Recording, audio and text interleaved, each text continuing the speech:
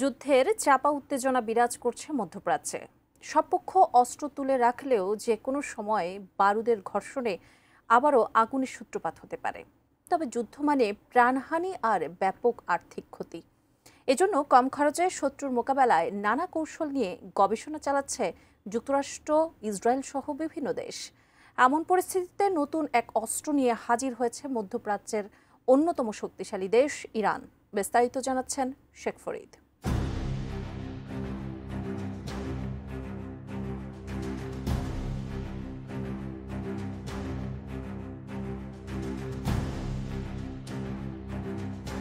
এবার নতুন এক অস্ত্র নিয়ে হাজির হয়েছে ইরান। সেই অস্ত্রেই বদলে যেতে পারে প্রচলিত যুদ্ধের ধরন। ইরানের সংবাদ মাধ্যম পাস টুডে জানিয়েছে, লেজার প্রযুক্তিতে গোটা বিশ্বেই বিশেষ অবস্থানে পৌঁছে গেছে ইরান। এই প্রযুক্তির ক্ষেত্রে একটি গুরুত্বপূর্ণ দেশ হিসেবে নিজেকে প্রতিষ্ঠিত করতে সক্ষম হয়েছে আয়াতুল্লাহ খামেনির দেশটি। কয়েক দশক ধরেই লেজার প্রযুক্তিতে বড় কর্মসূচি পরিচালনা করে আসছে ইরান। এই সময়ের মধ্যে নানা ধরনের লেজার তৈরিও করেছে তেহরান। এর মধ্যে রয়েছে গ্যাস লেজার, সেমিকন্ডাক্টর লেজার সহ বিভিন্ন ধরনের ক্ষেপণাস্ত্র। এই সিস্টেম নিখুঁতভাবে টার্গেটে আঘাত আনতে সক্ষম আর ধ্বংসযজ্ঞ চালাতে পারে সর্বোচ্চ পর্যায়ে। এমনকি এই অস্ত্র যে কোনো আবহাওয়া ও ভৌগোলিক অবস্থানের মধ্যে ব্যবহার উপযোগী। ইরান সফলভাবে 10 কিলোওয়াট ক্ষমতা সম্পন্ন লেজারের পরীক্ষা চালায় 2020 সালের ডিসেম্বরে, যা ইরানকে উচ্চ ক্ষমতা সম্পন্ন লেজার উৎপাদনে বিশ্বের শীর্ষ 5টি দেশের একটি হিসেবে পরিচিত করে তুলেছে।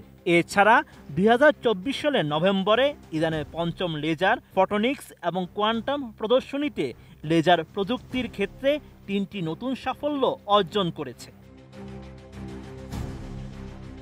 কোয়ালিটি সম্পন্ন আন্তর্জাতিক মানের CMT500W CSRM committed for better steel. আর 2025 সালের জানুয়ারিতে বৃহৎ আকারের সামরিক মহড়ায় সুরুজ লেজার ভিত্তিক বিমান প্রতিরক্ষা ব্যবস্থার পরীক্ষা চালায় রাশিয়ার মিত্র দেশটি, যা আকাশপথে যুক্তরাষ্ট্র ও ইসরায়েলের হামলা থেকে রক্ষা করার জন্য তৈরি করা হয়েছে। এরই মধ্যে যুক্তরাষ্ট্র ও ইসরায়েলের মতো বিভিন্ন দেশ এই প্রযুক্তিতে অস্ত্র বানিয়েছে। তবে লেজার অস্ত্র দিয়ে ড্রোন, হেলিকপ্টার, মর্টার শেল ও রকেট ভূপাতিত করা যায়। তবে এসব অস্ত্রের সক্ষমতা বাড়ানোর জন্য গবেষণা এখনও চলমান রয়েছে। এমনকি এই ধরনের লেজার অস্ত্র যুদ্ধবিমানে ব্যবহারের জন্য কাজ করছে যুক্তরাষ্ট্র। রাশিয়াও এই প্রযুক্তি ব্যবহার নিয়ে পিছিয়ে নেই। সমরবিদদের ধারণা, রাশিয়া স্থলে মোতায়েনযোগ্য লেজার অস্ত্র বানানোর চেষ্টা করছে।